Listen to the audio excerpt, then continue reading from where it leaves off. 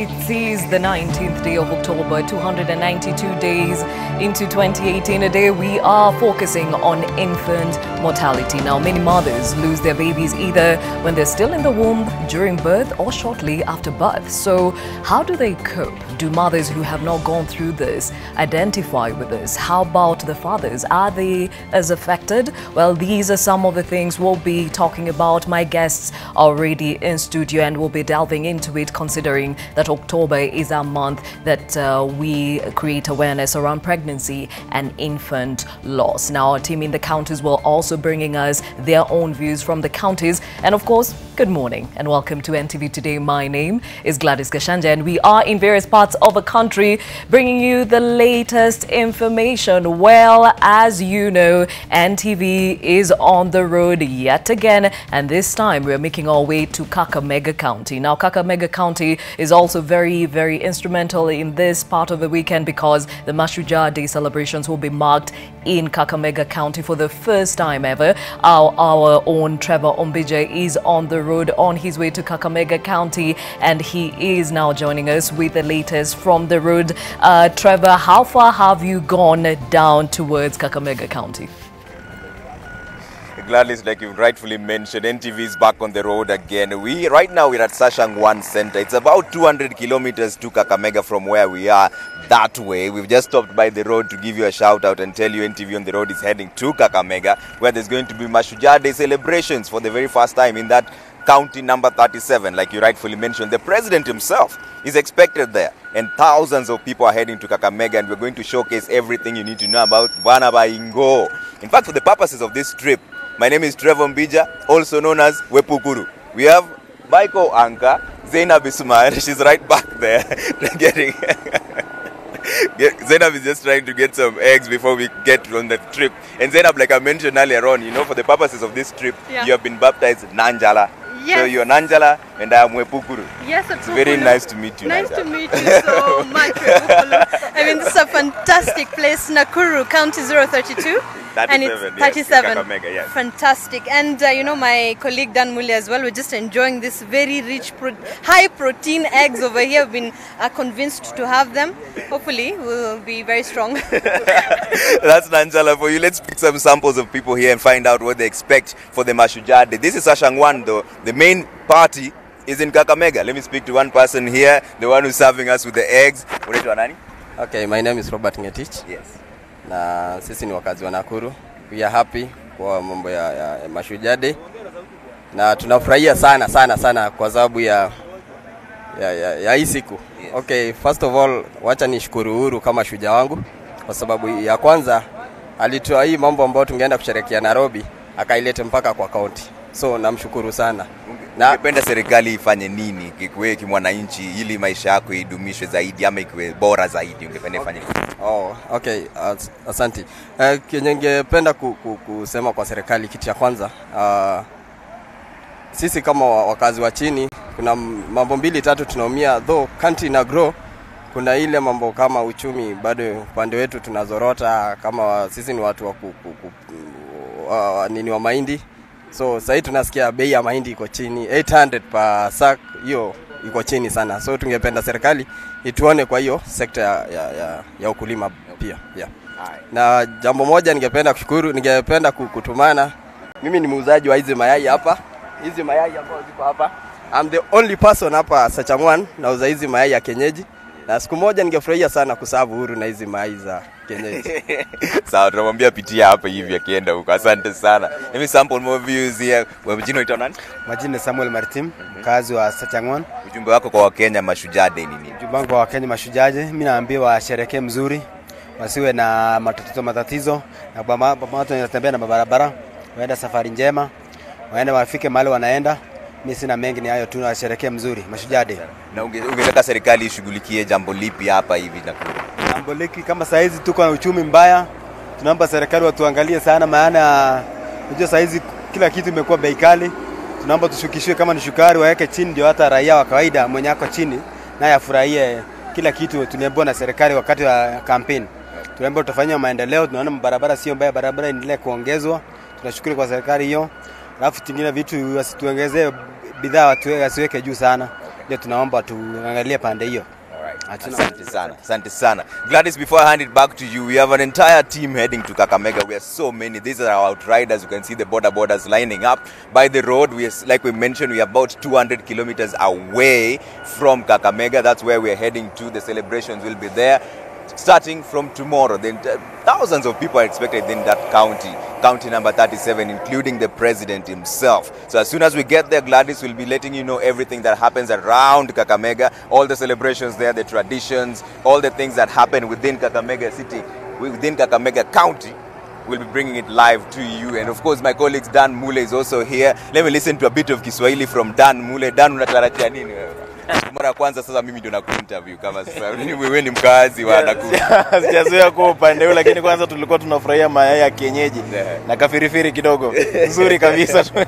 Wanasema yenyewe uko na protein kabisa, lakini tunatarajia kwamba itakuwa ni mara ya kwanza kwa kaunti ya Kakamega kuwa mwenyeji wa sherehe hii ya mashujaa. Lakini kwa sasa tuko katika kaunti nambari 32, kaunti ya Nakuru, tukiwa njiani kama alivyosema mwenzangu Trevor. Kwa hivyo tarajieni mengi sana kuhusiana na kaunti hiyo ya Kakamega. Tutakuwa tukiangazia mengi kuhusiana na eneo hilo la magharibi ya nchi hii, kujua baadhi ya tamaduni zao, baadhi ya vitu ambavyo wanasifika kwavyo, ikiwa ni masuala ya utalii na mengine yote. Tutakuwa tukuwaleteni katika taarifa zetu za leo usiku, kesho na hata kesho kutwa, ili tupate kuelewa eneo hili la magharibi, mbali na kupata sherehe hizo za mashujaa. Moja kwa moja hapo kesho rais akiongoza taifa katika sherehe hizi ambazo zitakuwa zikiandaliwa katika kaunti hiyo nambari 37. Basi chagua jina Mule. Mimi nishakwambia mimi naitwa Wepukuru. Mwenzangu Zainab anaitwa Nanjara. Wewe unaitwa nani? Sasa ungenipa jina mwenyewe ama ni Timonjero? Simonjero. Oh, Shikwekwe. Due to public demand, Shikwekwe. All right, and Gladys, I have to take it back to you. This is Trevor Mbija, aka Wepukuru. Of course, Zainab Ismail, aka Angela, is there, and Daniel Mule as well, and he says his aka is Shikwekwe. Due to public demand. Back to you, Gladys. Very own Trevor Mbija and the entire team having a good time on their way to Kakamega County. Remember, we are on the road, that is NTV, and we'll be bringing you the latest from that county. And of course, Mashujaa Day celebrations will be marked in this county for the first time. President Uhuru Kenyatta will be officiating that celebration ceremony. But of course, we will keep you updated even as we take on the road and meet and greet all the NTV funds. Well, as I mentioned earlier on, that our call topic this morning is actually pregnancy and infant loss. October is very vital for this conversation because it creates awareness around the same. And as I had mentioned earlier, our reporters on the ground in the various counties are touching base on the same. We are now crossing over to Lois Wangoi, who is in Eldoret. Lois, what can you bring us from that county?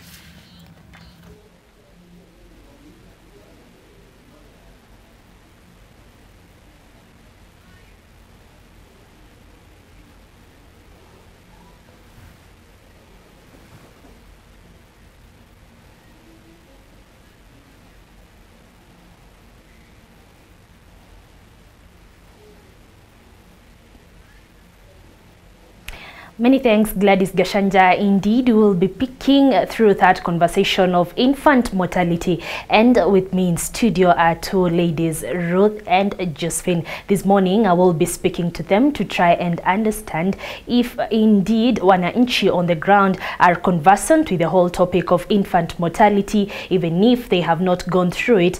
Then how are they giving support to those who have gone through it? Just to make it clear, for Ruth and Josephine, they have not gone through infant mortality, or they have not suffered infant mortality, but I will be speaking to them and through their conversations, through their experiences, to try and understand what sort of moral support then the community, mothers, and of course our fathers in general are expected to give to those who have suffered infant mortality. They are already with me here in studio, and it will be an interesting conversation, and of course just getting to talk to them and to understand if indeed wananchi mashinani especially understand infant mortality. What do they associate it to, and what do they attribute it to, and how do they even mitigate against the same? For now, I take it back to you in Nairobi, Gladys. I'll be sure to come back with that conversation and much more from here in Eldoret, in our Eldoret studios. Gladys?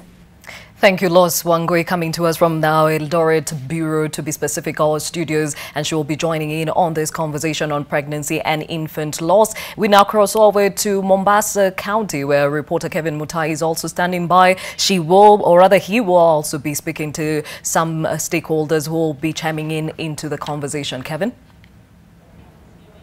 Well, thank you so much, Gladys, and good morning from the coastal city of Mombasa. We have a couple of stories that we are expecting to cover for our viewers, and of course, among them, we have a land evaluation role that is yet to begin at the county offices of Mombasa. We are also following up on on another meeting whereby the education stakeholders in the region will be meeting at Coast Girls concerning the issue of exams that the country is preparing for. And of course, also we have the SCAL conference that is still happening here in Mombasa. It's in its third day and happening at Pride Inn Hotel. We have the key stakeholders in the tourism sector following up on that, and we will also be there to cover for you and bring you the details of what's transpiring there. And of course, also Gladys, with the conversation that you're having today in studio on the infant mortality, we are expecting to speak to the county executive member for health here in Mombasa, that is Hazel Koitaba, who will be giving us the statistics on the issue, and I expect to have a very good conversation with her on the plans and solutions that she has in place for the people of Mombasa. But for now, Gladys, I hand it back to you. Those are just a few of what we're expecting here in Mombasa. Back to you, Gladys. Kevin Mutai, looking forward to speaking to you later on. And of course, remember that conversation around pregnancy and infant loss coming your way in a short while. For now, we cross over to Bungoma County. As you know, on Monday, the KCSE practical examinations will start, and the CS for Education, Amina Mohammed, is actually in that county to see how those plans ahead of these exams are going. And we're now joined by Zacchaeus Mwasame with the latest. Zacchaeus? Thank you, Gladys. We are coming live to you from Lugulu Boarding Primary School here in Webuye, constituency in Bungoma County, where a number of dignitaries from the education sector in Western and Bungoma County as large are anxiously waiting for the CS for Education, Ambassador Amina Mohammed, who is expected to arrive at this particular primary school anytime from now. Remember, she's here in Bungoma on a tour just in some few days to the start of KCSE and KCP examinations. There was a number of this particular school has been chosen because of its tremendous performance in the previous examinations. From Lugulu Boarding Primary, she'll be heading to Lugulu Girls. Later, she'll be going to Moi Girls Kamusinga, where it said that the school managed to save 42 million from a coffers that is yet to be identified, but the school managed to save 42 million to build up a storage building, something that has impressed the CS, and therefore deciding to come and visit the school. Therefore, we just to show about the issue of preparedness, we are joined by the school head teacher, Mr. Patrick Wangatia, who is going to tell us how prepared they are for this particular event. Mwalimu, very fast, start with your name, and then you are live on NTV. Therefore, we want you to tell us, how are you really prepared for this particular examination? Thank you very much. I'm Wangatia Patrick, the head teacher of this school, the Lugulu Boarding, and I want to assure you that we are really prepared for the KCP.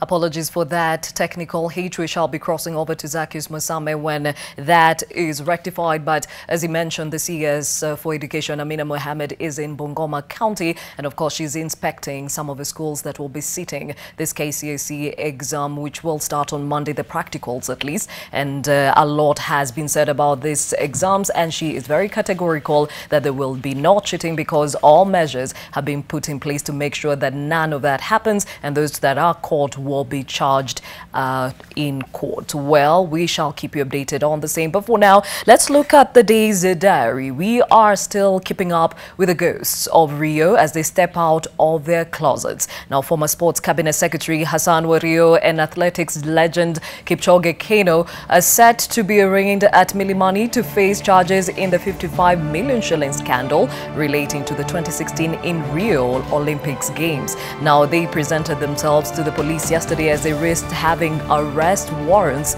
issued against them.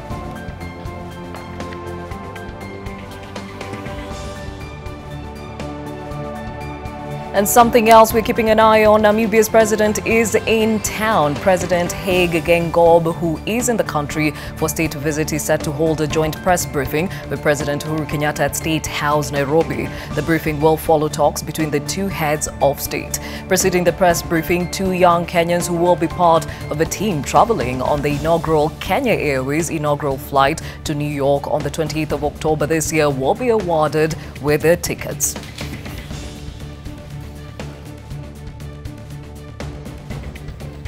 And back to some education matters, ECD is continually becoming a hot topic and one of the concerns at that. Now, the Senate Committee on Education is conducting a public hearing on the County Early Childhood Development Bill 2018 in County Hall, Nairobi. This week, President Uhuru Kenyatta pledged more funds to support research and knowledge sharing for ECD, pointing out that children stay longer in school if they are exposed to quality education.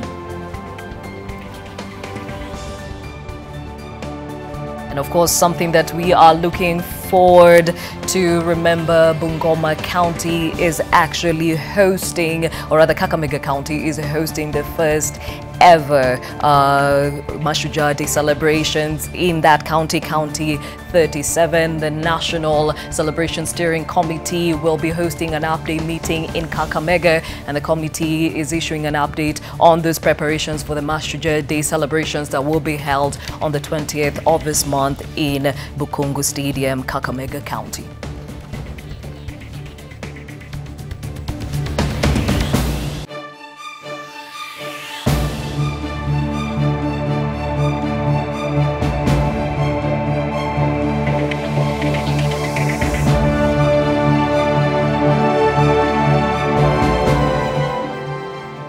Well, as I mentioned, the Namibian president is in town. Another president is in Nairobi too, just not ahead of state. Now, the president and CEO of Samsung Electronics Africa, Sang Yun, is set to officially open a premium Samsung retail store at Two Rivers Mall. The electronics firm boss is also using his trip to Kenya to monitor the progress of the business after a change of strategy announced during a previous visit at the beginning of the year.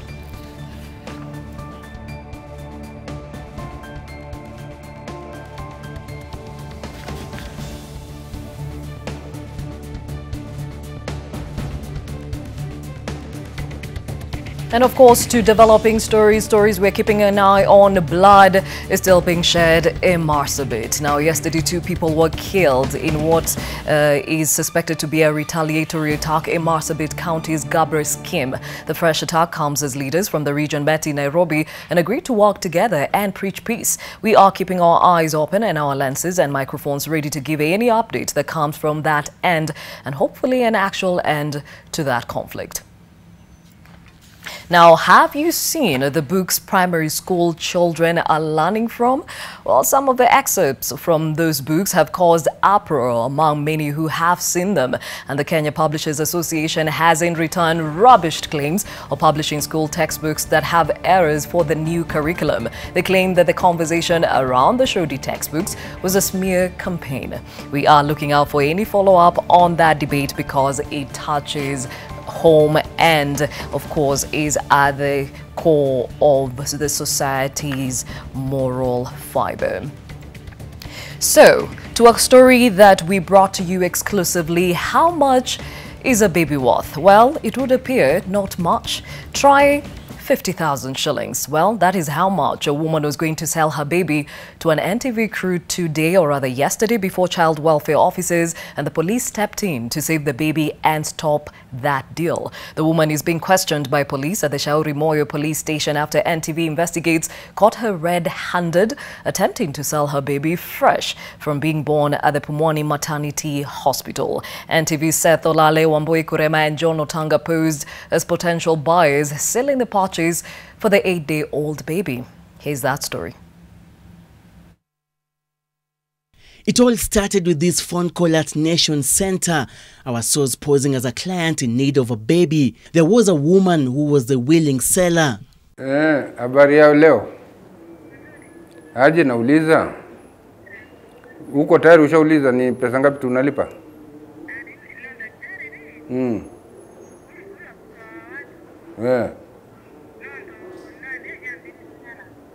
Oh, daktari, kuna daktari anatoa watu.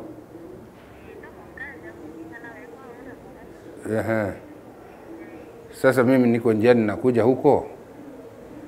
Huyo mtoto yuko sawa, hana ugonjwa yoyote, si ndio? Unaona yuko poa kabisa. Okay, mimi nakuja. Sasa ulikuwa unasema unataka pesa ngapi? Sasa si ulikuwa tunazungumza habari ya 50,000.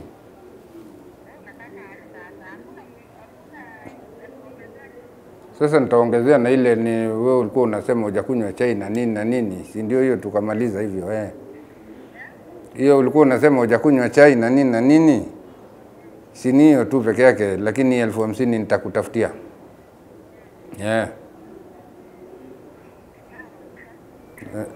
Tunakuja tuko njiani.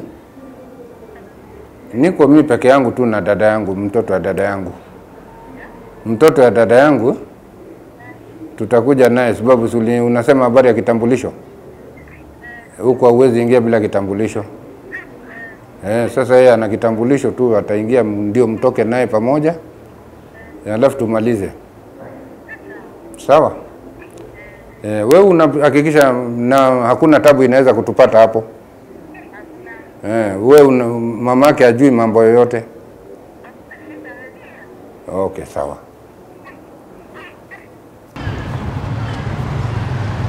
We then proceeded straight to Pumwani Maternity Hospital, where our video journalist Wambui Kurema posed as a sibling to our source. The two headed straight to the ward where they met the woman. 27-year-old Caroline Kathure. This is part of the conversation. Ndio ni msanangu, simogope. Kama ni watu wengine ndio mbaya. Wewe unataka 50 sahi. Si twende hapo ndio tuongee vile mtoto labda hasubizabu ya kunyonya, tujue ni aje, si ndio? Ama mtaongea nyinyi wawili? Mimi nikae na mtoto ama unaona? Wewe utabaki na mtoto? Basi twende pamoja kwa hoteli.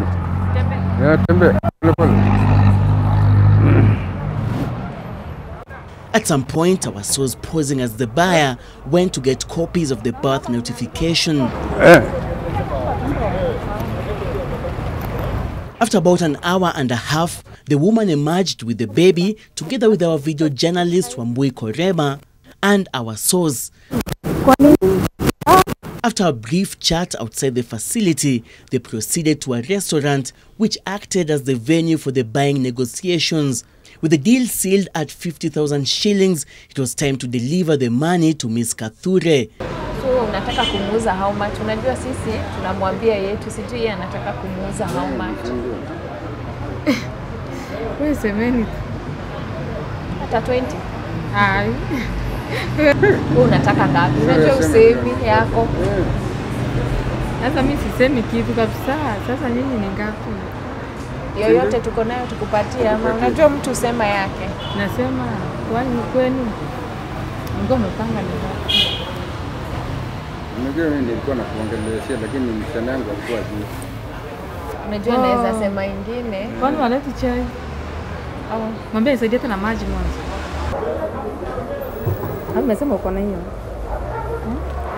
Sema bei yako. Unajua hata naweza pata wateja wengine.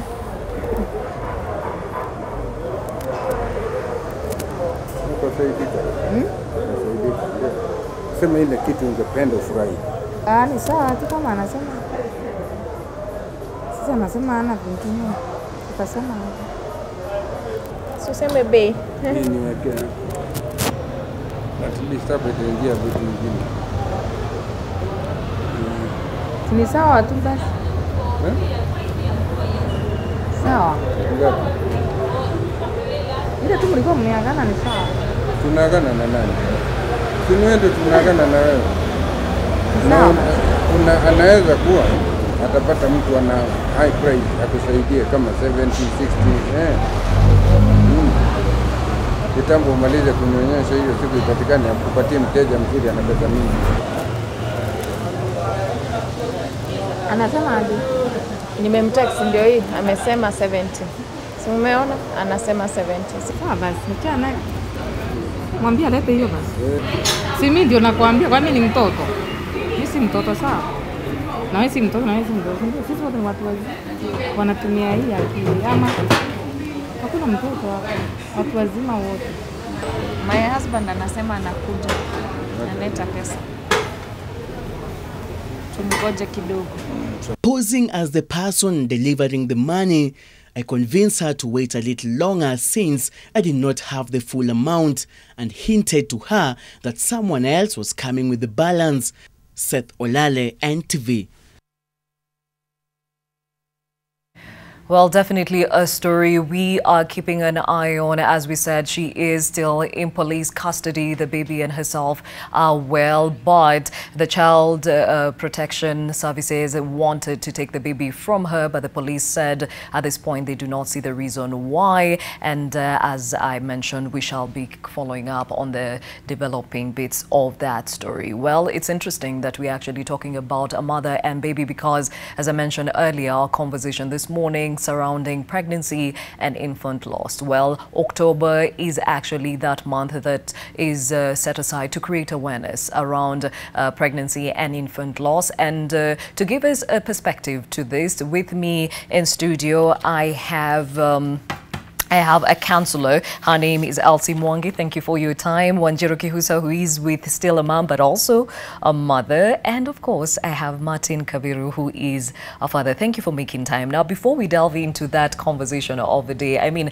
the question we were getting a lot on Twitter and other social media platforms concerning that story we just ran about the mother selling her child who was 8 days old is what kind of a mother sells their child? From a counselor's point of view, what do you see? What do you hear?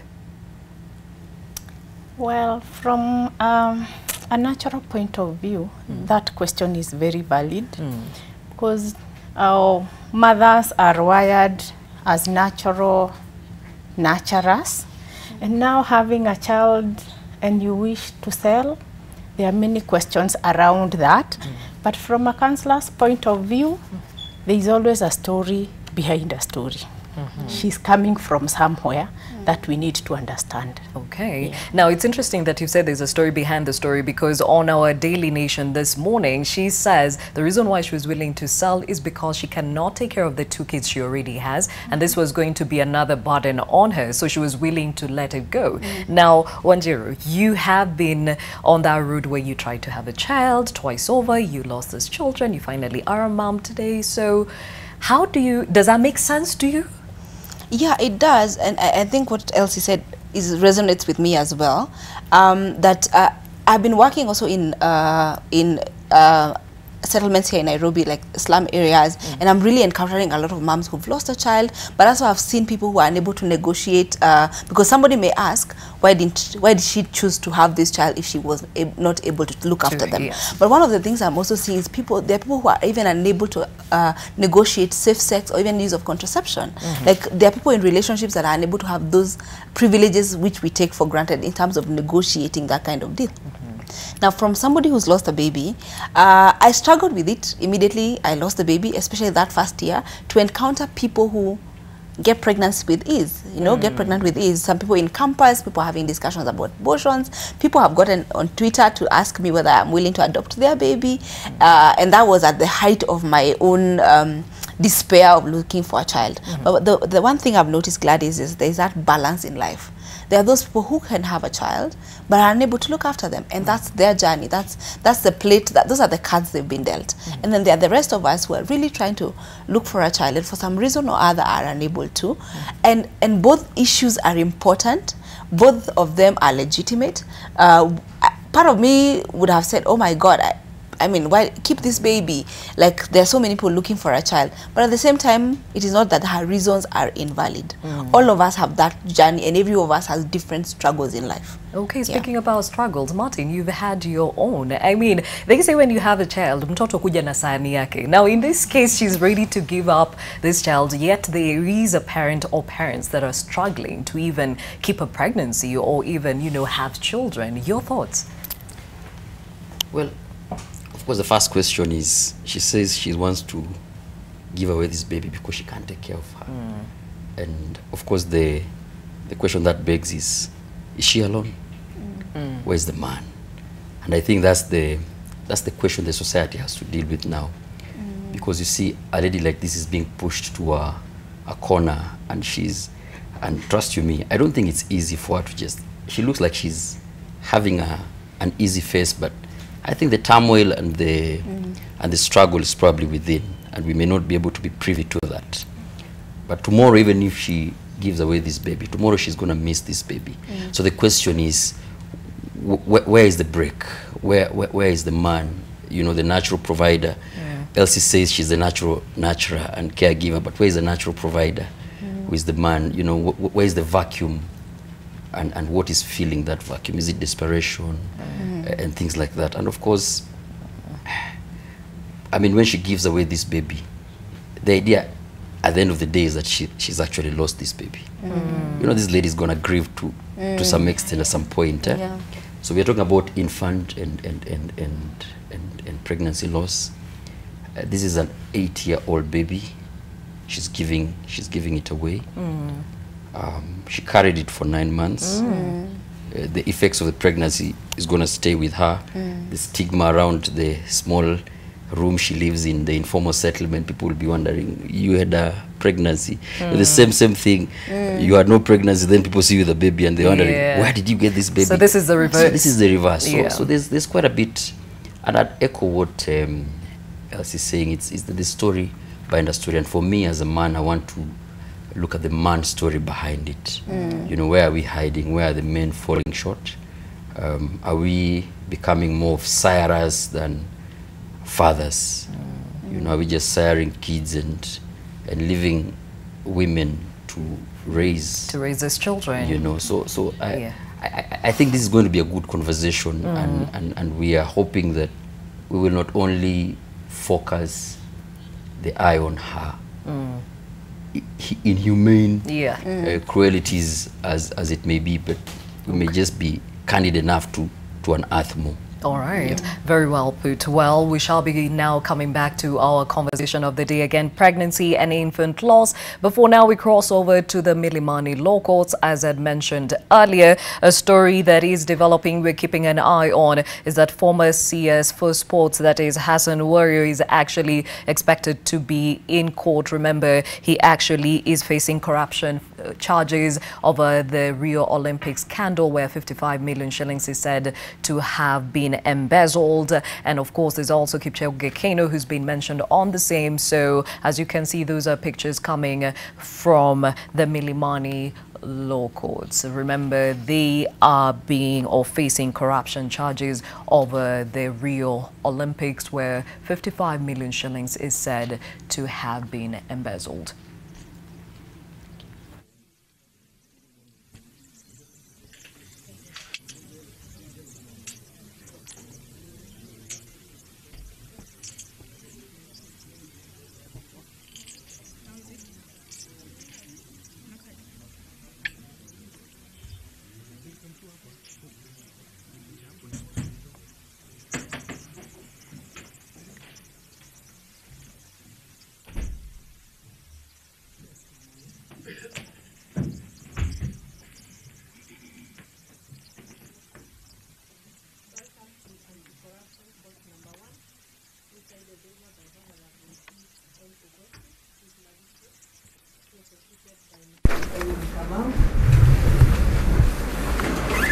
Prosecuting Counsel, I'm Nancy, the court assistant, no reflection.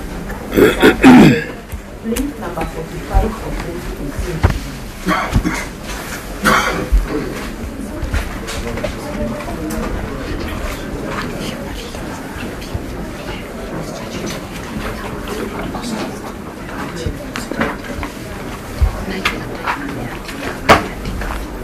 Hassan Wario Arero.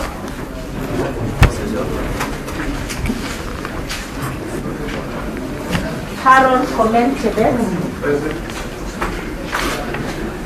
Patrick Kimiji Kabu. Hezekiah Kipchoge Keino.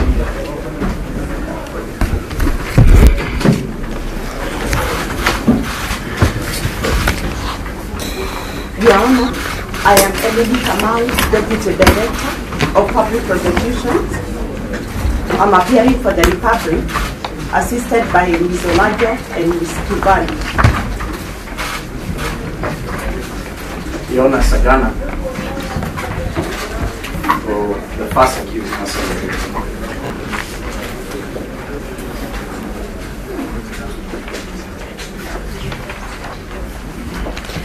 Yes.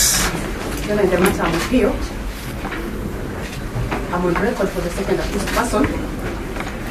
I'm appearing alongside my colleague, Mr. Osimo. Just wait. Please, Your Honor, my name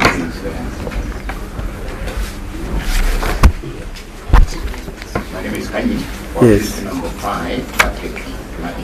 Appeal, you said you are for?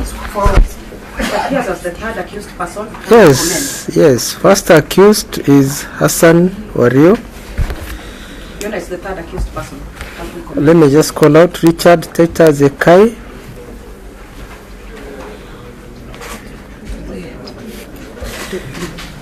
Harun Komen Chebet.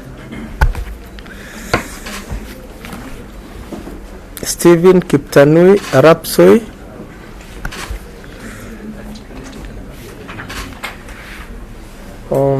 Patrick Kimivi Nkabu.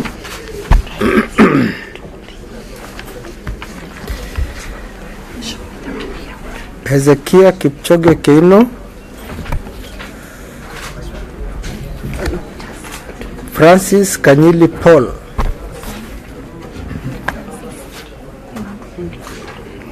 Yes, so appear you are for? Third accused person. Yes. My name is Kanyi Patrick.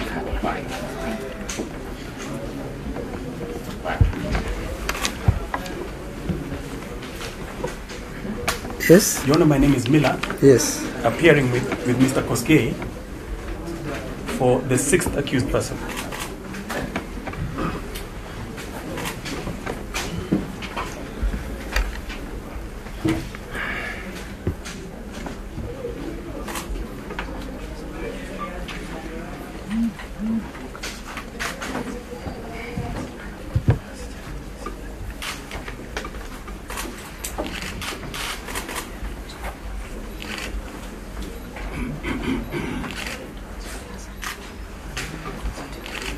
So read out the charges.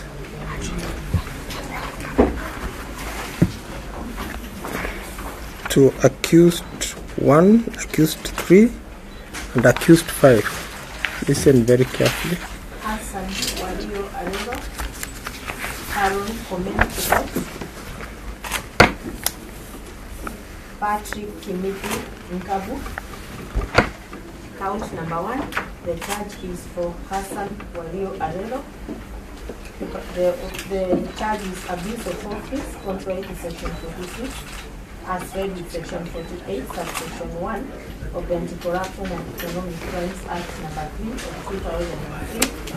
The particulars are that between 30th March 2016 and 25th August 2016, at the Ministry of Sports, Culture and the Arts offices within Nairobi County, being the Cabinet Secretary of the said ministry, used your office to improperly confer a benefit of Kenya shillings 1,506,391 to Adan Omar Eno by including him into the Rio 2016 Olympic Games Kenyan delegation team to travel to Brazil, an act that resulted in the loss of public funds.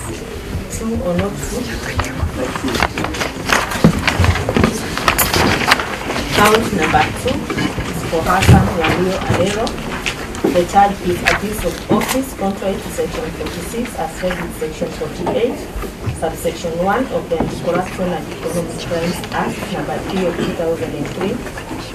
The particulars are that between 30th March 2016 and 18th August 2016, at the Ministry of Sports, Culture and the Arts offices within Nairobi County, being the Cabinet Secretary of the said ministry, used your office to improperly confer a benefit of Kenya shillings 1,506,391 to James Getao Singh by including him into the Rio 2016 Olympic Games Kenyan delegation team to travel to Brazil, an act that resulted in the loss of public funds.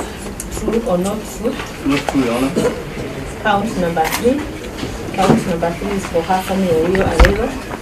The charge is abuse of office contrary to section 46 as read in section 48, subsection 1 of the Anti-Corruption and Economic Crimes Act number 3 of 2003. The particulars are that between 30th March 2016 and 25th August 2016, at the Ministry of Sports, Culture and the Arts offices within Nairobi County, being the Cabinet Secretary of the said ministry, used your office to improperly confer a benefit of Kenya shillings 918,391 to Richard Abura by including him into the Rio 2016 Olympic Games Kenyan delegation team to travel to Brazil, an act that resulted to the loss of public funds. True or not true? Not true, Your Honor. Count number 4 is for Hassan Wario Arero. The charge is abuse of office contrary to section 46 as read in section 48, subsection 1 of the Anti-Corruption and Economic Crimes Act number 3 of 2003. The particulars are that between 30th March 2016 and 25th August 2016, at the Ministry of Sports, Culture and the Arts offices within Nairobi County, being the Cabinet Secretary of the said ministry, used your office to improperly confer a benefit of Kenya shillings 918,391 to Monica Nkina Sairo by including him to the Rio 2016 Olympic Games Kenyan delegation team to travel to Brazil, an act that resulted in the loss of public funds. True or not true? Not true. Count number 5. The charge is for Hassan Wario Arero. The charge is abuse of office contrary to section 46 as read in section 48, subsection 1 of the Anti-Corruption and Economic Crimes Act number 3 of 2003. The particulars are between 30th March 2016 and 25th August 2016, at the Ministry of Sports, Culture and the Arts offices within Nairobi County, being the Cabinet Secretary of the said ministry, used your office to improperly confer a benefit of Kenya shillings 498,391 to one newly Stewart by including him into the Rio 2016 Olympic Games Kenyan delegation team to travel to Brazil, an act that resulted in the loss of public funds. True or not true? Not true, Your Honor. Count number 6. The charge is abuse of office. The charge is for Hassan Wario Arero. The charge is abuse of office contrary to section 46 as read in section 48, subsection 1 of the Anti-Corruption and Economic Crimes Act number 3 of 2003. The particulars are that between 30th March 2016 and 25th August 2016, at the Ministry of Sports, Culture and the Arts offices within Nairobi County, being the Cabinet Secretary of the said ministry, used your office to improperly confer a benefit of Kenya shillings 498,391 to Samuel Njuguna by including him into the Rio 2016 Olympic Games Kenyan delegation team to travel to Brazil, an act that resulted in the loss of public funds. True or not true? Not true, Your Honor. Count number 9 is for Harold Komenchebe. The charge is abuse of office contrary to section 46 as read in section 48 subsection 1 of the Anti-Corruption and Economic Crimes Act number 3 of 2003. The particulars are that on the 19th day of July 2016, the Ministry of Sports, Culture and the Arts offices within Nairobi County, being the Director of Administration of the said ministry, used your office to improperly confer a benefit of Kenya shillings 6,590,286 being payment of air tickets and allowances to unauthorized persons during the Rio 2016 Olympic Games 2016. True or not true? Not true, Your Honor. Count number 10 is for Harold Komenchebet. The charge is willful failure to comply with applicable procedures and guidelines relating to management of public funds contrary to section 48 subsection 2b as read in section 48 subsection 1 of the Anti-Corruption and Economic Crimes Act number 3 of 2003.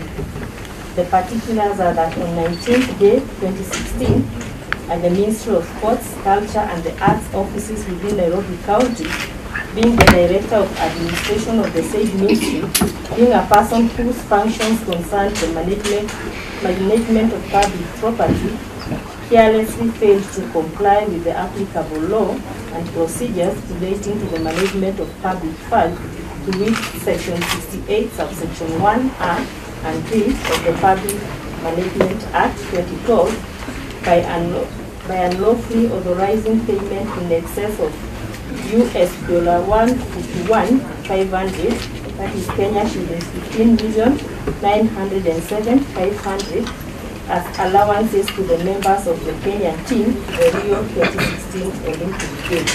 True or not true? Not true, Your Honor. Count number 11 is for Harold Komenchebe.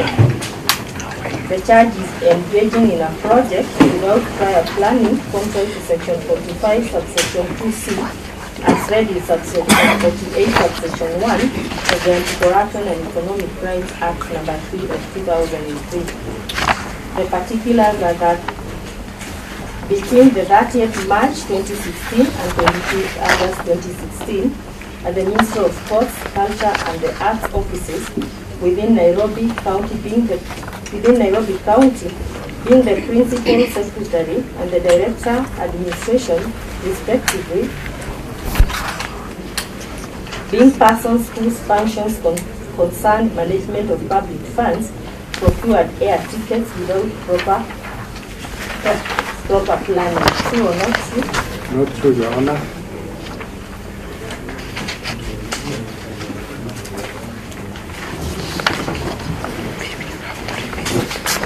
Count number 15 is for Patrick Kimani Nkambu.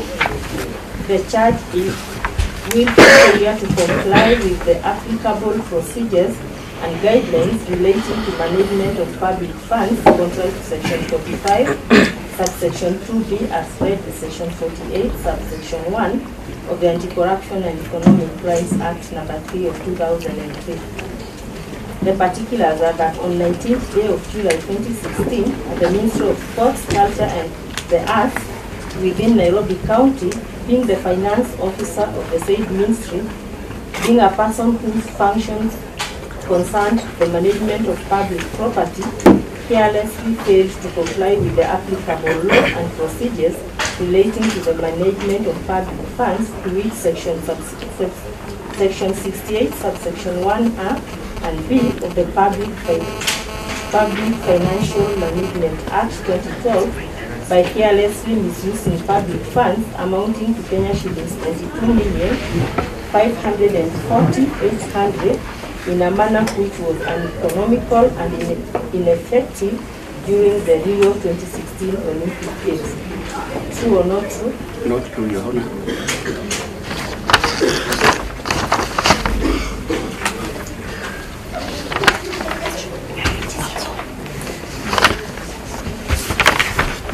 Your Honor. That's for fullness of record when you appeared before you on Monday. Just Sagam.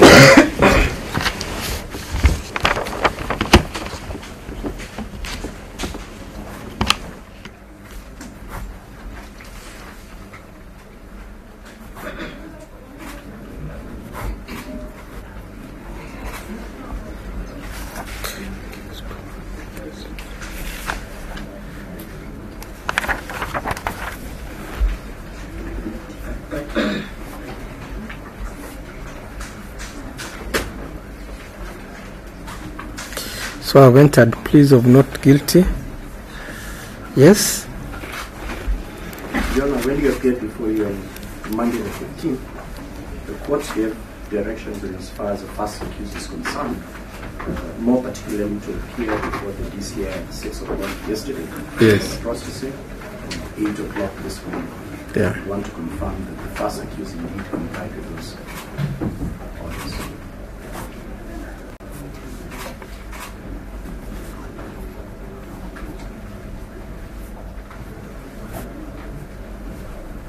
While still on my feet, you will be asking for bail on terms for the first accused person.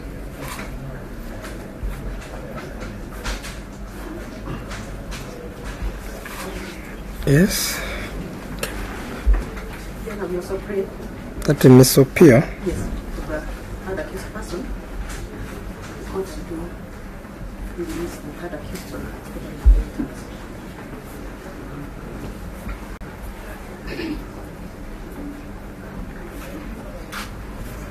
Yes.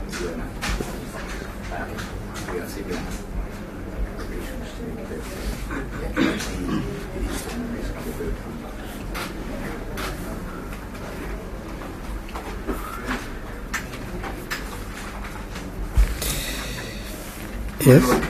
Before you make your ruling on the issue of bail, I'd like to address the court on the issue of the sixth accused, Kichoge Kino. Yes. Your Honor, this court gave directions that the sixth accused was to present himself to the offices of the DCI yesterday at 6 a.m. in the morning. Your Honor, I'm happy to announce that the sixth accused person complied with the directive of this court.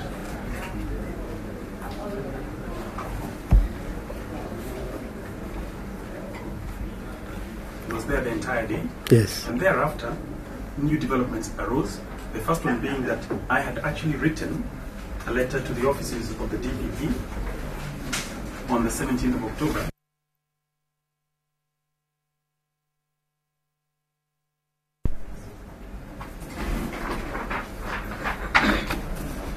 And in that letter, Your Honor, I was raising certain issues on behalf of the sixth accused person that I felt needed to be looked into prior to him taking plea.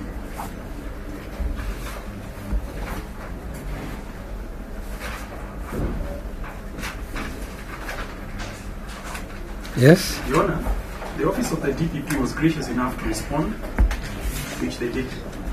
We received a copy of the response yesterday, and with the kind permission of the court, I wish to share the same with the court.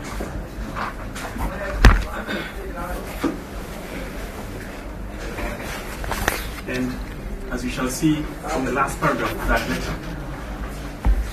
Let me just read it. Sure.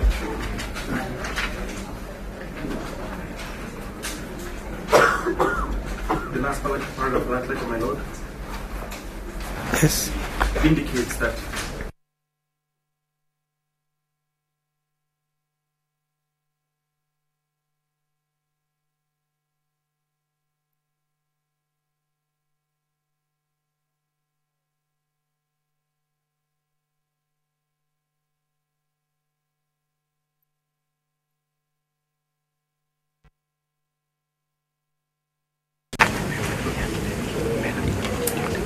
it technically advised that the plea be deferred, Your Honor. That's the only reason that the sixth accused is not before you.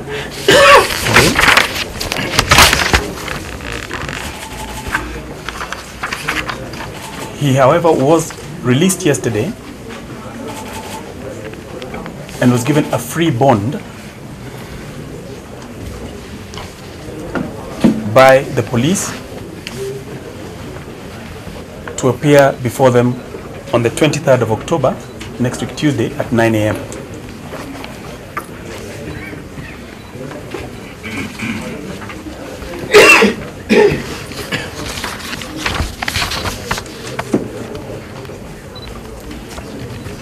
Your Honor, the DPP's representative can confirm those submissions.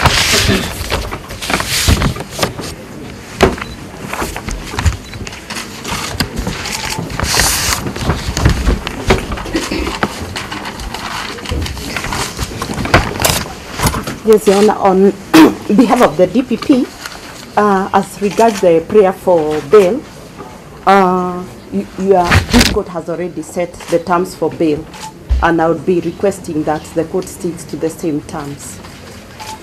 As regards the sixth accused, Your Honor, that is Kipchoge Keino, as you've been told, I confirm that indeed the DPP received representations from his counsel, Mr. Miller, on the 17th October 2018, requesting the DPP to review the decision to charge. The said letter explained a number of factors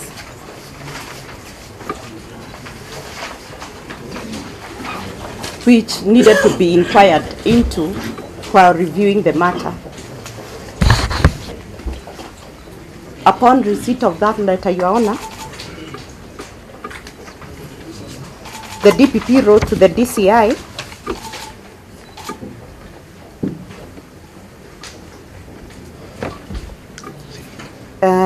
directing that the sixth accused, that is Mr. Kipchoge, be given an opportunity to write a further statement and to produce any documentation or evidence that was in his possession.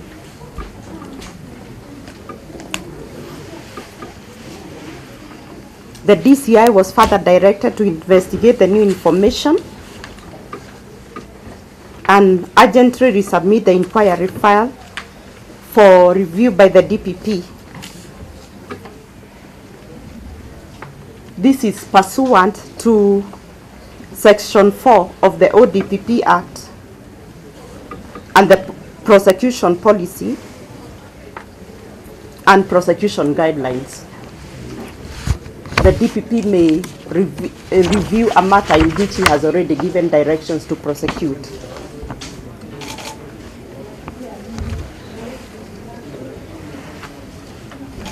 Your Honor, the DPP is aware that the sixth accused person, that is Mr. Keino, did appear before the DCI yesterday as directed by the court, and indeed recorded a further statement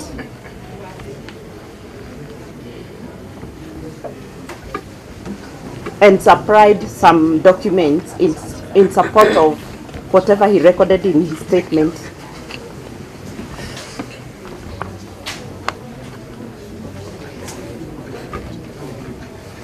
Your Honor, the DPP expects the DCI to carry out further investigations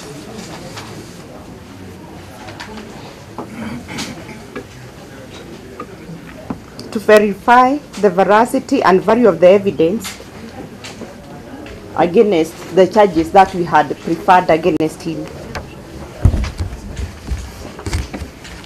In view of that development, Your Honor, the DPP requests that the plea for the sixth accused person, Mr. Kipchoge Keino, be deferred for 7 days, by which time the DPP would have perused the file and given directions.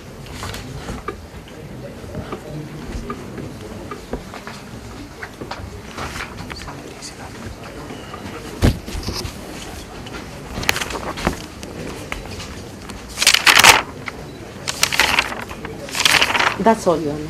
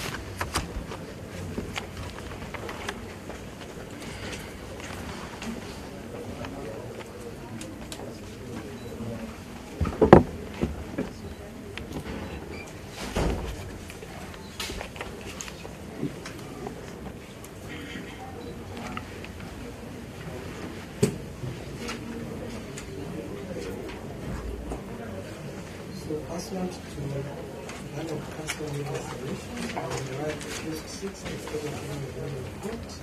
On this point, is listed the reasons why accused 6 is not approved for accused 6 is thereby required.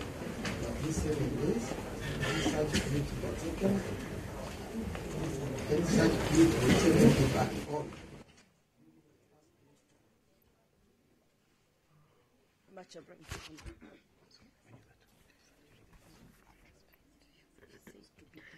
Sorry, could you confirm, do you have a date for the trial yet? I will fix a date for pre-trial. That's all. You don't believe you have done that on the 16th of November? 16th of November. Yes. Okay. So the last before you fix that was 16th of November.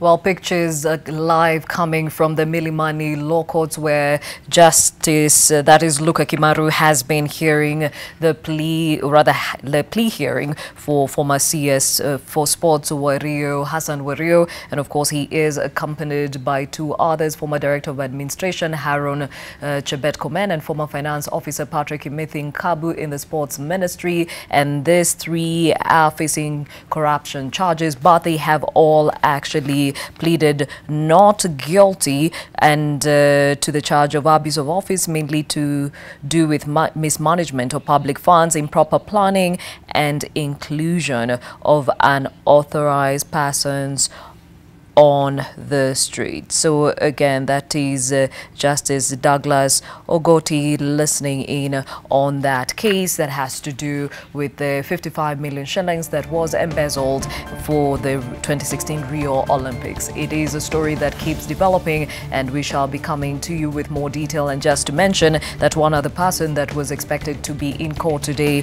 is legend athletic, that is Kipchoge Keino, who is also facing these charges.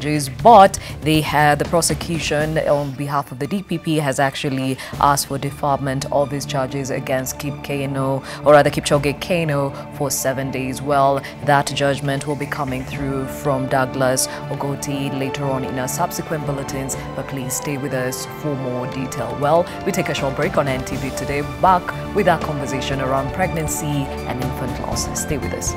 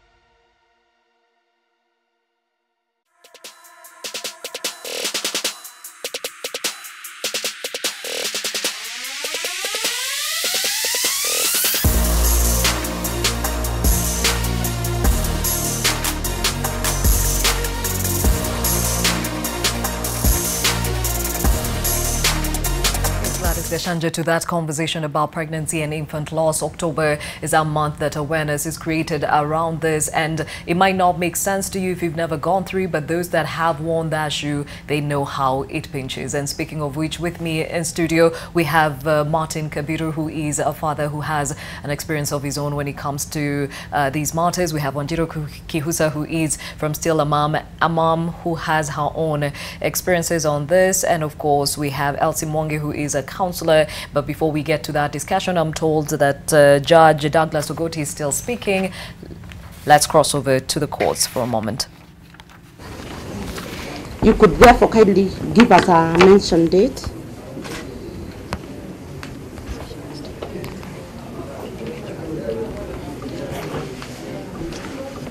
By which period I will have gotten a response from the Ministry of Foreign Affairs.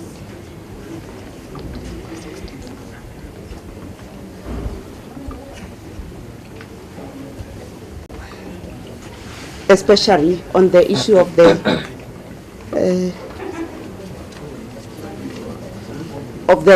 first accused duties outside the country, that is his station at Austria.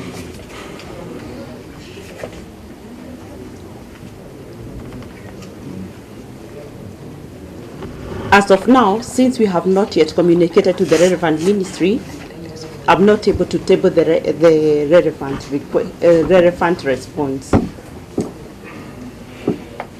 Therefore, any arrangements that the accused might have made in respect to his duties have now been overtaken by events since he has already been charged.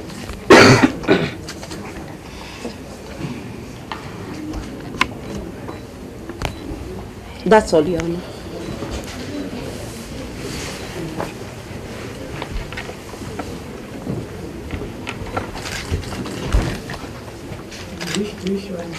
Very briefly, Your Honor, the relevant department is indeed Ministry of Foreign Affairs. And I am happy with I concur with my colleague that we could take up a mention so that this matter could be addressed not just by them, but by the first accused with the relevant ministry, which directions I think would be very important for this court.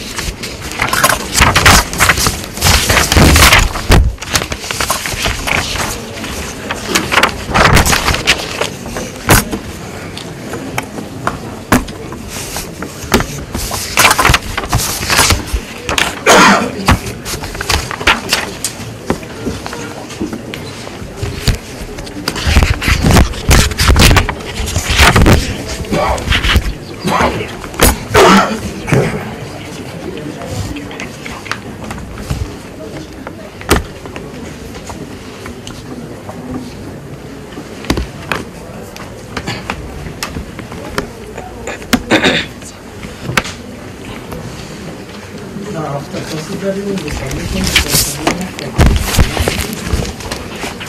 and response by the civil economic DPP, after considering all the circumstances of the case, what we have this resolution. The pretrial orders of 10th October 2018 shall be complied with by all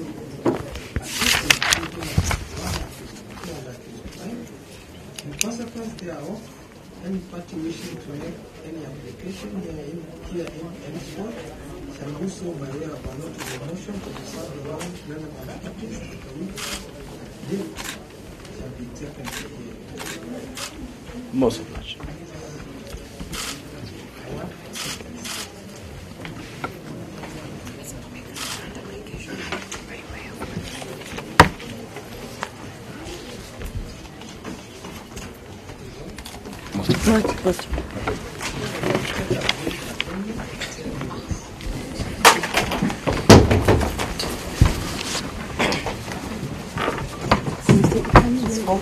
This is for number 5.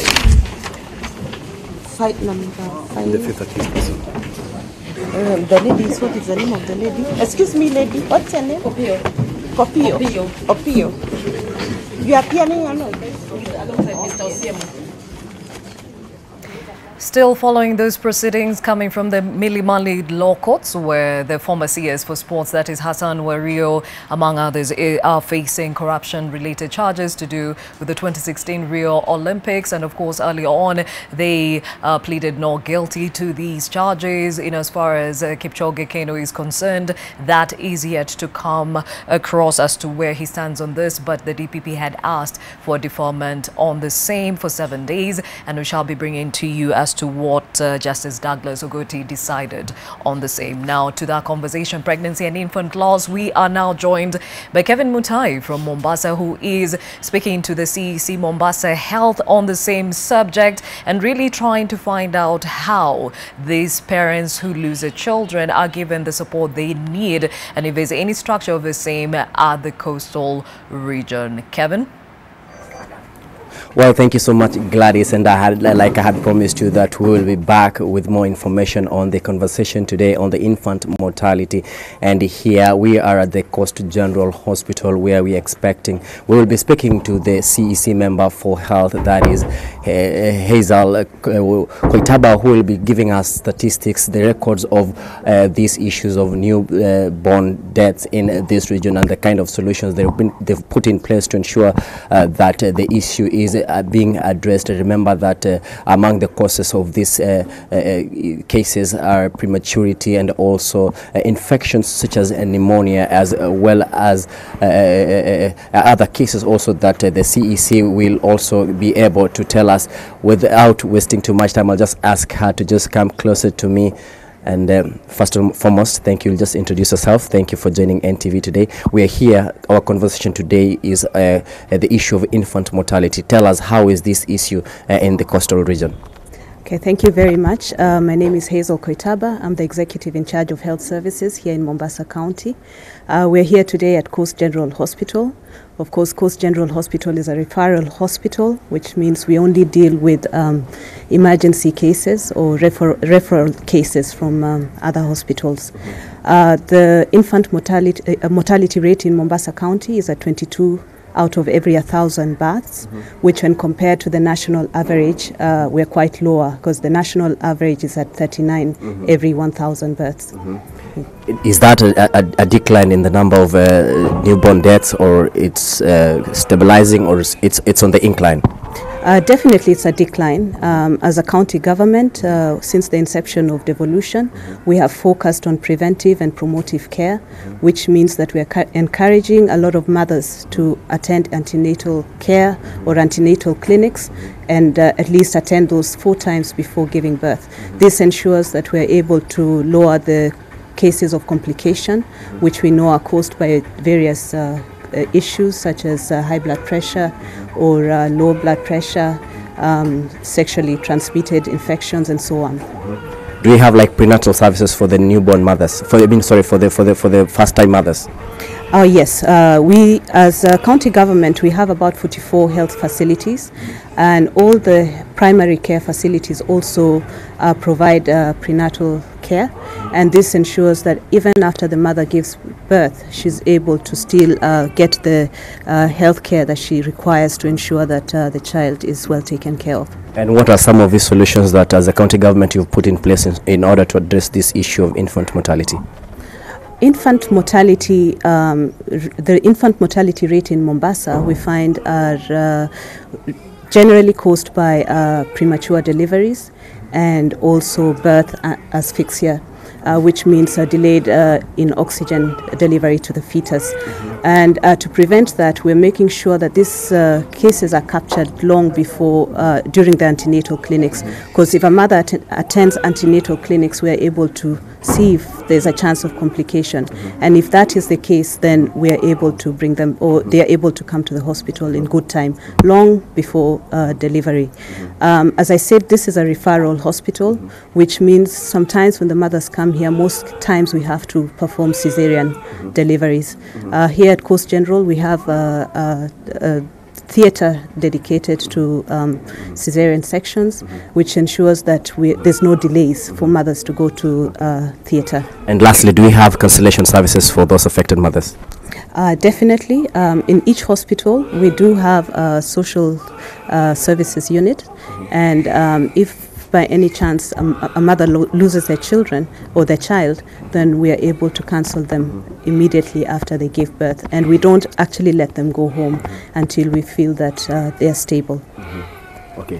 Well, thank you so much. That was the county executive member for health here in Mombasa County, and she says that the issue of infant mortality in this region is on the decline, and that has been steady for quite a while now. They don't experience these cases, and they're saying that one of the major causes of this is prematurity and of course infections, which of course they're saying that they've put in place measures to address such kind of issues. This being the largest referral facility in the region, of course, Coast General Hospital receives such kind of cases every now and then from other facilities across the region, but they're saying that proper measures are in place to address such kind of issues affecting mothers, or rather the newborns, in order to make sure that they are well taken care of, and also, of course, support their mothers. Back to you, Gladys, for the conversation in studio.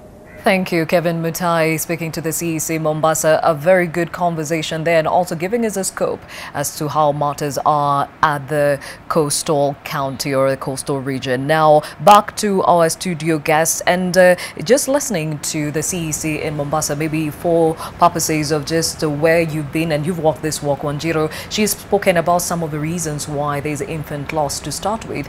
Does that tally with what you've been seeing in your work with in this? Yes, it's actually correct. Bigger chunk of the losses is premature deliveries, and there's a myriad of reasons as to what is causing that. And also the other one that she was talking about, birth asphyxia, and then also we have like conditions the mom has, like preeclampsia, gestational diabetes. So it definitely tallies with what the CEC is saying. Okay. Yeah. Now, for you, Martin, you have an experience in as far as this is concerned. Share that with us in a nutshell. All right. Mainly happened, as with many other losses, the first pregnancy, because this is a new thing in the family. So, like in our case, it was preeclampsia, which is basically pregnancy-related high blood pressure on the mother, and so basically normally it manifests towards delivery, so beyond the last trimester. So, like in our case, I was away on a business trip abroad, and my wife developed very strong pains. So called one of the fellas who lived near us, and she was taken to the hospital. I was called quite late in the night and told that we've lost the baby. But the funny thing is that it was just not the loss of the baby. At some point, my wife was also struggling for her life, because I mean the high blood pressure also affects her. So her kidneys were beginning to fail and things like that. So that was the kind of experience that we had in the loss itself. Of course, no one ever tells you. I mean, I think we are told when you're approaching marriage, don't get pregnant. But when you get pregnant, no one ever tells you that you may actually lose a baby. So nothing really prepares you for that eventuality. So it's in a nutshell, it's a walk of discovery. So you don't know what to feel, you don't know what she's feeling, you don't know what to say. I mean, and then some people trivialize it, say it was just a little baby, you don't have experience with. But I think in my own experience and our experience and the experience of many people that we've now dealt with over a period of time is that it's a loss. And it's not a pregnancy loss, it's a loss of a child. Just like you would lose any other child. Because life starts at conception. Exactly. Yeah, we'll get more into that. And for you, it's 2 pregnancies that you lost before you conceived your child. Yes. How old is the child now? My son is now 1 year and 4 months. Congratulations. Yeah. Thank you. All right, just walking this journey, having lost 2 and you have a child now, as he mentioned, people don't know how to deal with this. Even you yourself, you're discovering as you walk. What are some of the things that you discovered during that time that you were trying for another one? Wow, that's actually a really deep question. First of all, the experience of pregnancy, because we lost our first and our second, and the first loss was also a late trimester, meaning there was labor, there was delivery. We just went away empty-handed. The second was an early miscarriage in the first trimester. And while the medical reports given to us promised that we could conceive in the future, and there's no way that this might affect the upcoming pregnancies, there were no promises that were made. And so what happened for us is more an emotional struggle than a physical struggle, because the body has a way of healing by itself, but the heart not so much, not so fast. And so even as we were thinking, do we try again, we were realizing we have not processed this, and there's no point of us trying fast before we handle all the mental issues that were coming. And then pregnancy after loss is extremely difficult. I will not even go into the details of conceiving after loss. Like, it's a whole new journey. But then when now you do get pregnant, you are so anxious. Things that you used to take for granted, like going to the ultrasound, become scary, because that is probably where you had, there's no heartbeat, So then it's exciting because you want to go and hear the kicks and the heartbeat, but you're also scared that is where you might get more bad news. And so pregnancy after loss is full of excitement and anxiety. Is a really big emotional roller coaster. Okay. Yeah. Now, for you, Elsie, as a counselor, I mean, you see and hear many parents that have walked this journey, and as she rightfully said, the body has a way of healing.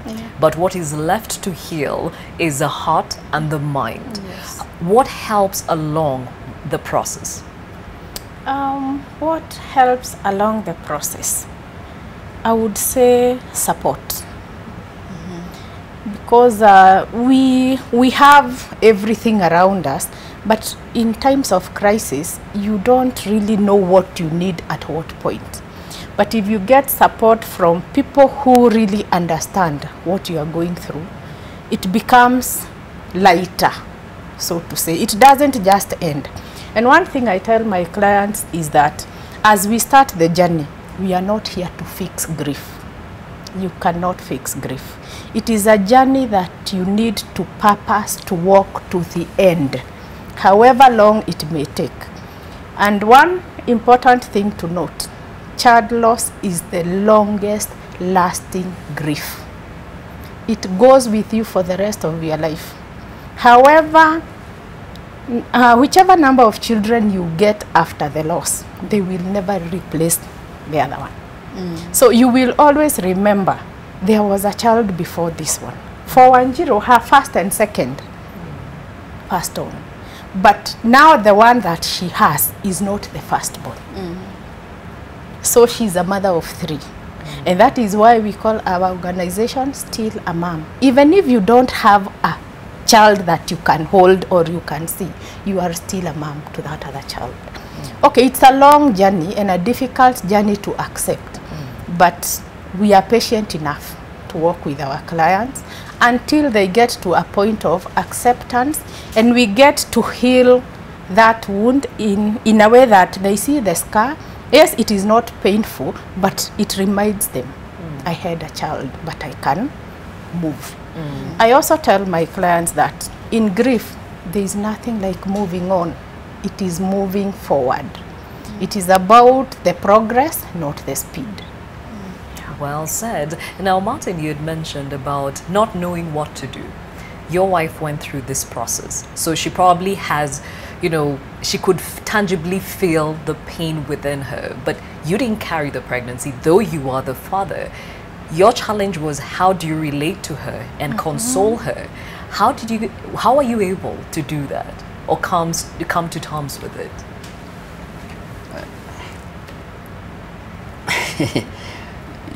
Learning on the job, I think. Yeah. Because of I think the role, ironically, is one of shadowing. We almost enter the entire process in terms of what do I need to do so that I strengthen her. Because at the first instant, the first instinct is not for me as a father to say that, to be able to capture and embrace that loss as she would. And even trying, I think, would be futile, because it's something that she's gone through that is deep. But I think for us so that's the entry point. So first of all, my first instinct was, okay, my wife has lost a pregnancy. First of all, I had to come back. So I had to cut short everything. I was in Boston, talking about Boston, Amsterdam, Nairobi. It's a long trip. So I had a lot to think about in that trip. By the time I got to Mata, you know, she had already experienced the loss. She had to deliver the baby, you know, literally deliver the baby. And you know, that's how deep. So the first thing was to enter in for her, and we've been talking about this for long now. So that's how we do it. First of all, just enter in for her. So what does she need? What can I do for her? And then after the boat is safely in the harbor, then you begin to wonder. You don't even realize that you have also lost. Exactly. How do you deal with the loss as a father? So as a father, I think that's why I said the entry point is a shadowing one. But when the sun has set and there's no shadow, then now you have to deal with yourself in the night. And I cannot purport to speak for all men. I'm just one man. But I think generally men, we don't know how to mourn. Ideally, well, many of the people that I know as men, and I cried because this was my son. It was my firstborn son.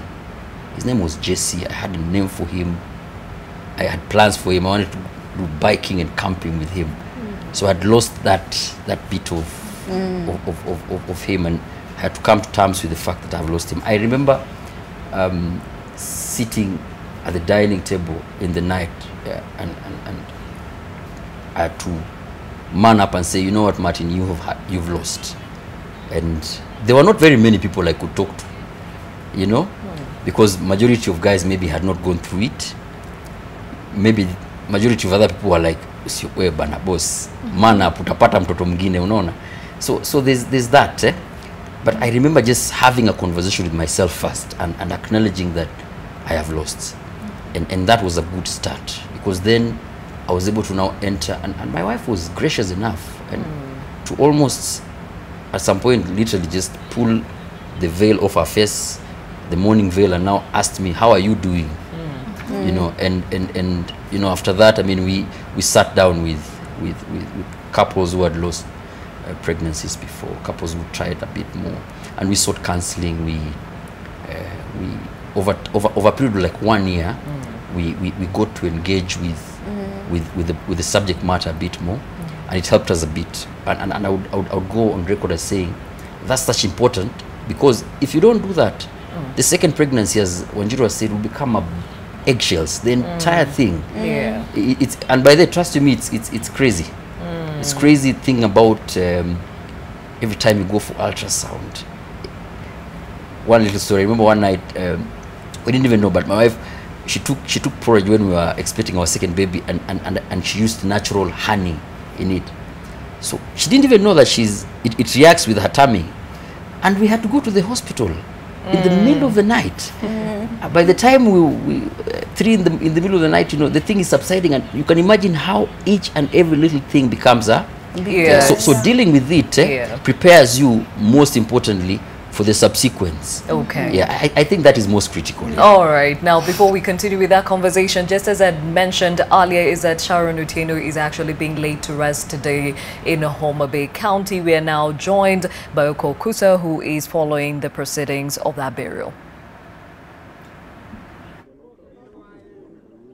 Yes, Gladys, as you've mentioned there, we are here at Magare village in the county of Homa Bay. That is the home of Sharon Otieno, who was slain like 1.5 months ago.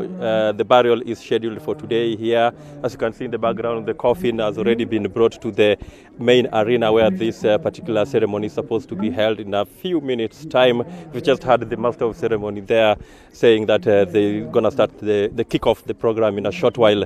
So far, we've seen quite a number of relatives arriving here, streaming here, of course, even the family members. We are yet, though, to see the close family members. That is her father and mother. Remember, the body arrived here yesterday at around 4 p.m. to an emotional reception that saw the mother, Auma, pass out for almost an hour after viewing the body of her daughter.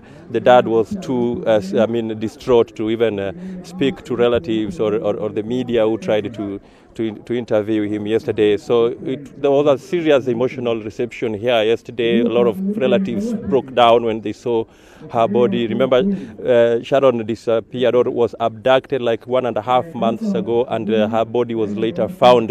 Her badly mutilated body was later found in a forest next to Kodera forest, that is in Oyugis. And thereafter, there has been a lot of investigations going on here and there.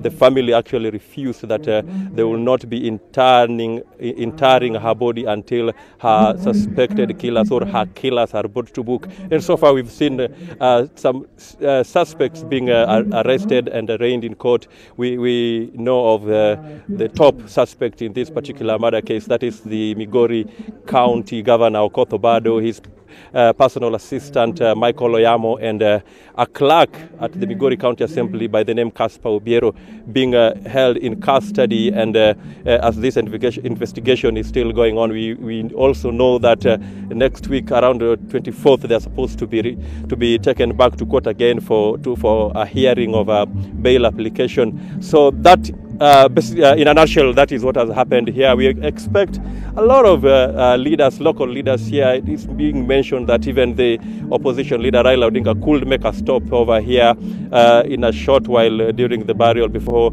heading to Thiwa for another burial of a veteran KANU politician. So basically that is it. We'll be here to keep you updated on the ongoings. Back to you, Gladys. Thank you, Oko Kusa, coming to us live from Homa Bay County. Murdered Rongo University student Sharon Otieno is being laid to rest today. Now back to a conversation, and it's interesting just listening to Martin speak about how his journey was as a man, because half the time we think it's only the woman who has to deal with it, but there's a man who was there to conceive and a father to these children. For you, I think the question would be, and I think this is where the sensitivity comes in how to deal with loss. People have no idea on how to support. Tell us what not to say to somebody who has actually lost a child. I will pick from what both have said. The rule here is realize that this is a loss. And how I phrase it is somebody we loved died. It's as simple as that. We don't care how old they were, if they were 2 weeks, it was a 8-week pregnancy, or they had been delivered, or they died during delivery, or even if we lose like a 30-year-old person, like loss is loss. And we need to come to look at child loss as a legitimate loss. And the moment we do that, we know what to say, what not to say, what not to do. And so let's start by thinking about telling people, you guys are young. You're gonna have other children. Now, again, think of it as a legitimate loss. If they'd lost a spouse, if they'd lost a parent, if they'd lost a sibling, you would not say that. Yeah. So see this child as an irreplaceable human being who has died. Okay. So don't say that. Don't. Okay. Now here is where those of us of faith sometimes go wrong. It's the immediate. Oh, it was God's will. All things happen for a reason. And while those things are true, they feel like you're trying to bandage quickly, you know, like calm down, you know, like you're just trying to lighten me up. Now, friendship calls that we go deep in grief with other people. And so there's actually somebody who said, don't be so quick to put on the lights, like let's stay positive, you know. Let's handle the darkness for a while as friends. Okay, Elsie, maybe in closing you can just tell us, she said what not to say. What should we say, or what should we do as we walk with those that are grieving? Now, the most important thing to note is that, as she has said, all the things that we say are true, but that grieving parent may not need that at that time. For example, she has said, we tell these grieving parents that it was God's will. I have had clients who come very angry with God. They don't want to hear anything to do with God. They go for years without going to church because they're asking themselves, yes, God, I was here for you.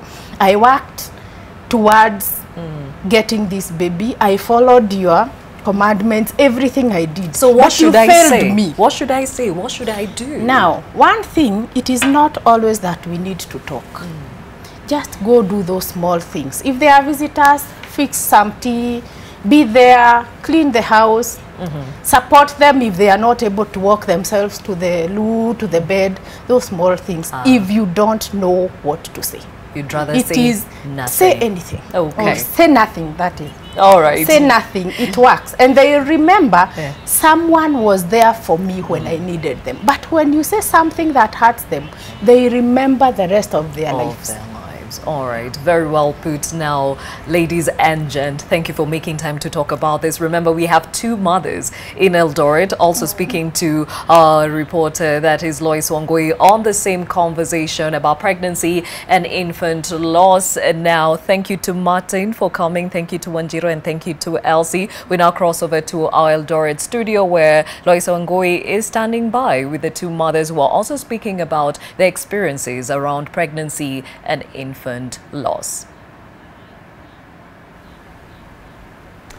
Many thanks, my colleague Gladys Gachanja. Indeed, with me in studio are two ladies who are also mothers and who will be speaking to us to try and understand if indeed society really understands the conversation around pregnancy loss or infant mortality. Seated next to me is Josephine Cheruto. Karibu sana, Madam Josephine, and Ruth Kemboy. Many thanks for joining us. We start with you, Madam Ruth Kemboy. The issue of child loss in society, especially to a mother who keeps losing children, say the firstborn, the secondborn, like that. How are these mothers taken into society, and how do our society really interpret the whole thing around pregnancy loss or child loss? Thank you, Madam Lois. Personally, I want to thank NTV for giving us this opportunity, and I want to say something small about child mortality. In this county, we want to thank God because we have so many hospitals, and it has become a bit rare. But some years behind, things were not good. Yes. So I think we should do a lot of capacity building to our mothers. Yes. Because from the look of things, women are losing their children because of carelessness. Women are losing children because of traditional birth attendance. Yes. And it has made things worse. So I think as a county, we want to thank God, because we have MTRH, we have so many sub-county hospitals, and our mothers have managed to visit the dispensaries and the big hospitals. Yeah. And of course, one of the attributes that the doctor spoke to Gladys Gachanja about is the issue of immunization against disease. Madam Josephine, do you think our mothers are consuming this information in the right way, and indeed they're appreciating the role of immunization to ensure that child mortality is protected against? Thank you, Lois. You know, traditionally, when you lose a child, it is taken to be a bad omen. It is not taken positively. Yes. Especially now, you lose the first one, and you know you are married.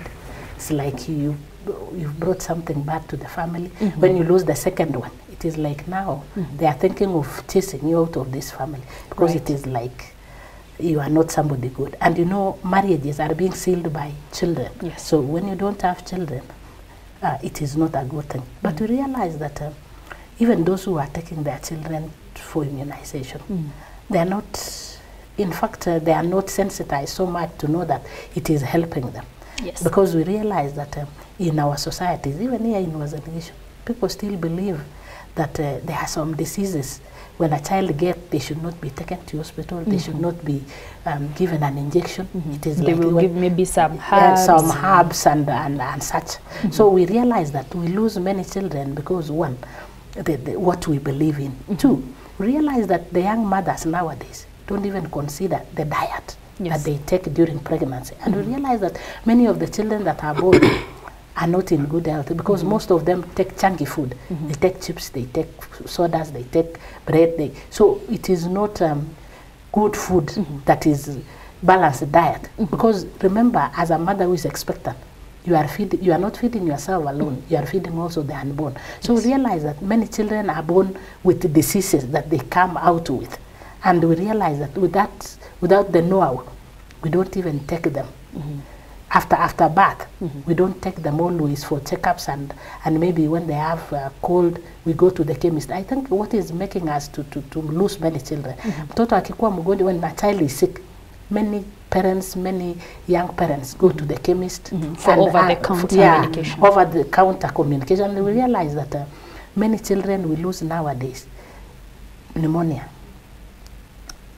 the cold. We realize that you see somebody carrying a child in the street without proper clothes, warm clothes, and it is like, because the young people, themselves walking half naked, so they don't even consider their children being given clothes that are warm. So we realize that we are losing children because of ignorance.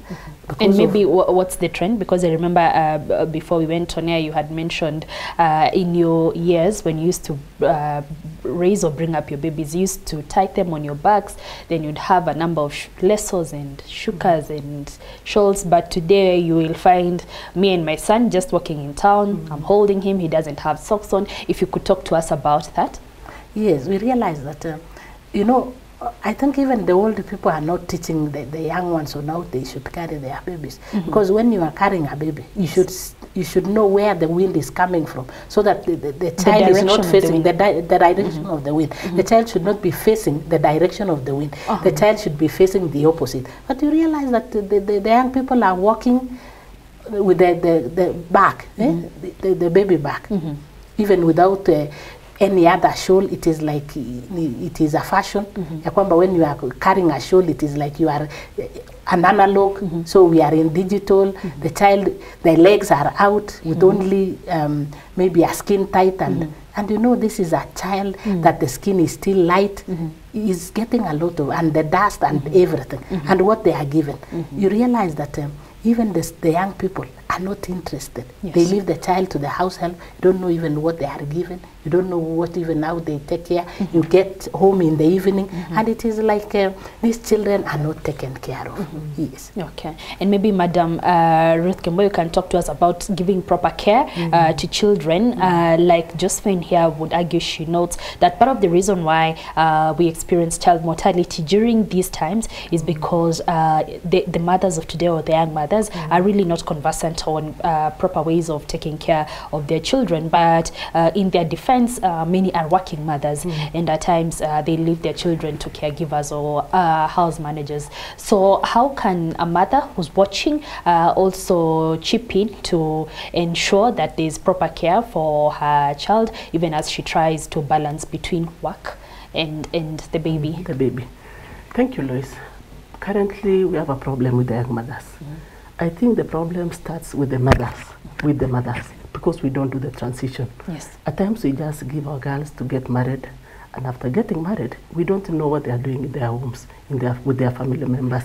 I've realized during our time, we used to prepare a nice bed for a mother after delivery, of which you use your own bed, you warm your child until even maybe 1 year.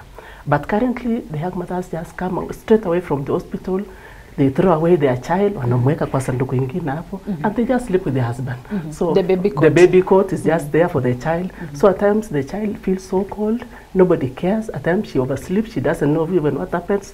But during our time, I believe we had an ample time with the child. You could just breastfeed your child at the right time, warm your child, and maybe after 1 year, then you shift to the bed with your husband if you want to. But I think we have a problem with the transition. I think we should teach our girls. We should advise our girls on what to do, even on how to warm these children. At times when you go to the clinics, you see how the young girls behave. They don't care. At times when the child is sick, she doesn't even want to know. She wants to give the house girl to take the child to the dispensary. The child will be given drugs of which she cannot even be in a position to dispense. So I think there's a problem with us, the mothers. We should also advise our daughters before they get married, or now even how to handle their families. There are some common diseases like malaria, the cold, fever, and even taking the child to the clinic. They don't even have time to see the procedure. Thank you. And as we wind up very briefly, Madam Josephine, do you think we are a very judgmental society, or are we giving the right support to women who lose children, either after childbirth or during pregnancy? We are so judgmental, and we only give judgment without giving advice. We realize that what is happening nowadays, many of the mothers, when giving birth, they go through cesarean. And we realize that it is because of a few things. Yes. The young women who are pregnant do not know that when you are pregnant, what are you supposed to do? For example, we realize that what is happening, that many of the young women are going through cesarean. It is because with the umbilical cord, it goes around the child many times, so that it prevents the child from coming out in the normal way. But I asked one of the old ladies one day. So we should try and be more understanding. Yes, I asked her one day why. She told me, when you are pregnant, you are not supposed to be, when you want to turn in bed, you don't turn like any other person. You need to sit down, then turn. Interesting. But when you tell the young, it is like you are punishing them.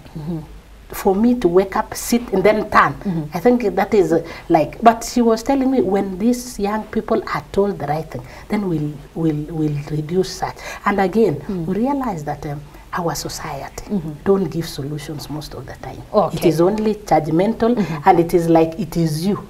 The problem is you, and it is you who has caused all this, and you carry the burden. Thank you very much, Madam Josephine and Ruth. A very, very interesting conversation and perspective, and we hope to have you next time when you have a bit of more time, so that we can dig deeper into child mortality, and of course the advice to our young mothers coming in very, very handy. And that should be it from us here in our Eldoret studios. Right about now, NTV Sasa team should be preparing for the same, but just before that, I hand you back to Nairobi with Gladys Gachanja. Gladys?